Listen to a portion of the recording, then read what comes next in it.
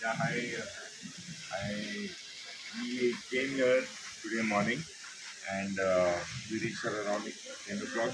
It is really nice. The whole drive being the monsoons, very beautiful area. Um, and this location itself is on the top of a hillock.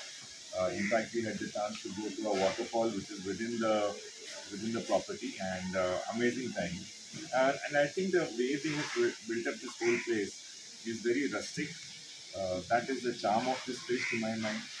And you don't feel that you are in a city like Pune once you come to this place. Yeah, it's a good unwinding for the coming week, I would say.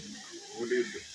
No, absolutely. There's so many great things to do. The setup is really pretty. There's indoor games unit, and there's swimming pool, and there's all sorts of crafts that you can try your hand at. They'll teach you some pottery and some bamboo work and some bottle art, and it's all a lot of fun.